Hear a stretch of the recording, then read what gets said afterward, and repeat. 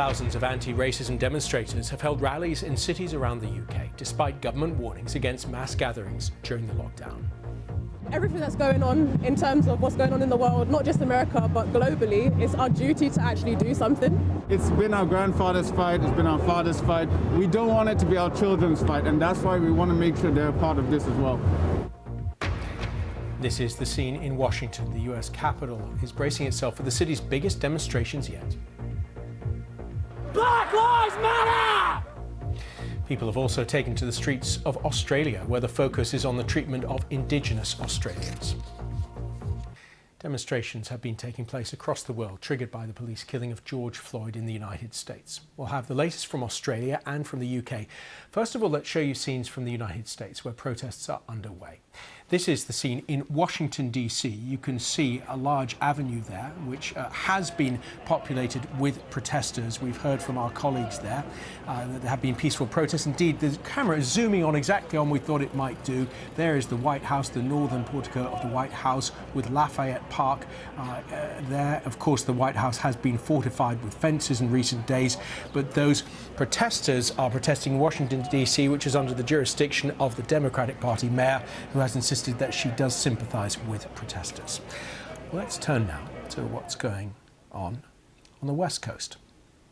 This is the scene in San Francisco. You can see some pedestrians there. It looks like they're carrying placards. They have promised to hold a demonstration and they're walking across the Golden Gate Bridge. It is about 1 o'clock in the afternoon there, and we've seen demonstrations not just there in San Francisco, but also in Chicago and in Philadelphia, as well as those many demonstrations in Washington, D.C. We will continue to keep an eye on what's going on in the United States.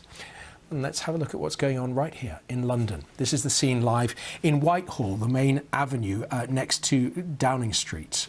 We can see, actually, there are two lines of police officers there, and remnants of a bigger protest that was held earlier, 3 or 4 minutes walk down the street in Parliament Square.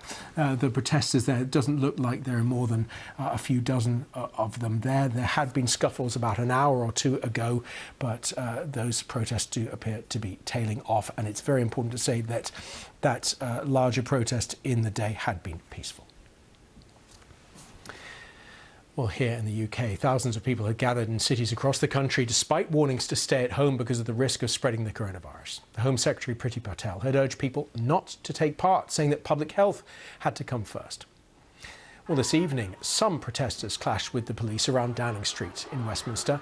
Projectiles were thrown at officers in protective gear as mounted police tried to drive back demonstrators. At one point, a policeman was unseated and his horse bolted into the crowd, I should say. Our correspondent Chichi Izundu has more on today's protests around the UK. They thought just enough people would come to fill Parliament Square. But this is a movement growing with each protest, not only over the death of African-American George Floyd last month after a white police officer knelt on his neck, but to highlight that the UK is not innocent when it comes to racism.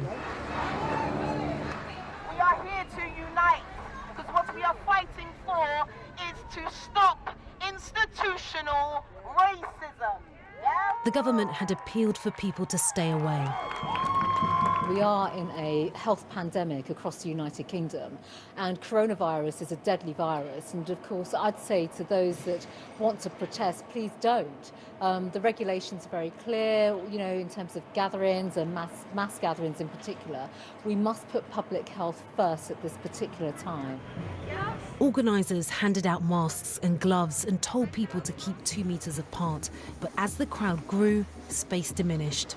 Us going out, it's just not defying the government. We're still going to be careful, but it's to say that actually this is urgent and this needs an urgent action.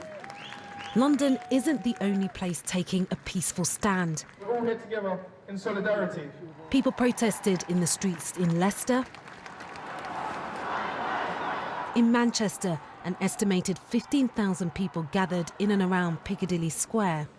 I'm from America, so this is just a really big deal to see this impacting the world so far from home.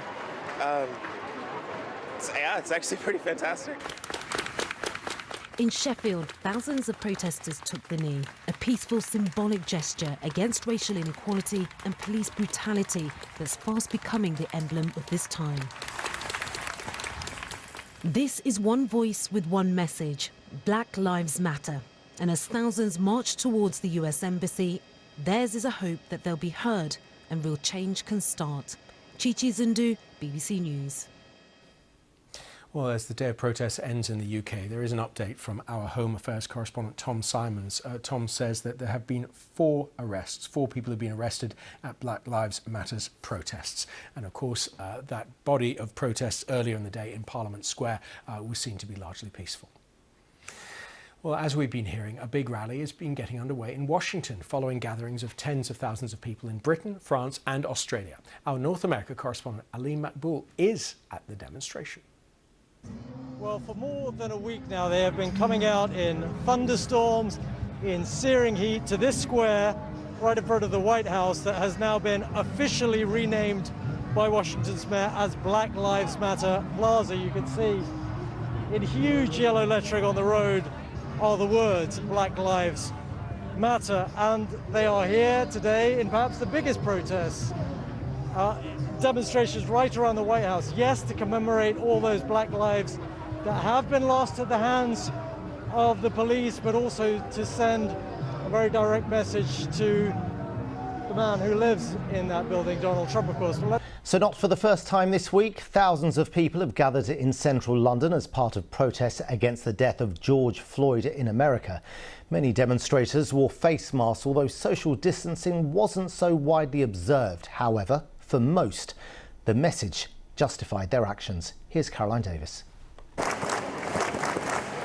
Parliament Square, and what began in America nearly 2 weeks ago has become a UK call for action.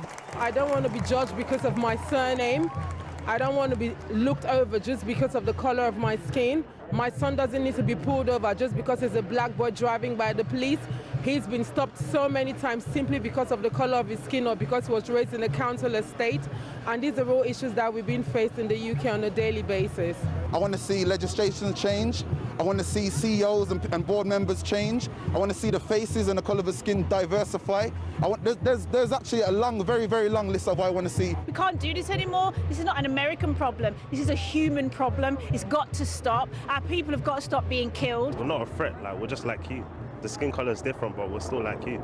Well, despite the weather, crowds upon crowds of people have arrived here in Parliament Square, the vast majority of them wearing masks. Many I've spoken to today said they did think about the pandemic before they came down, but thought this was just too important to miss.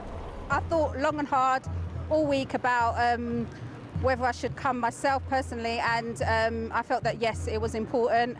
I've seen other places in the UK where people have gathered and sunbathed, and I felt like this was more of a cause, and I just had to be here today, yeah. I feel like if 1,000 people can line up at IKEA, that I can come here. We feel that the risk of structural racism is more endemic than actually the risk of corona, so Black Lives Matter.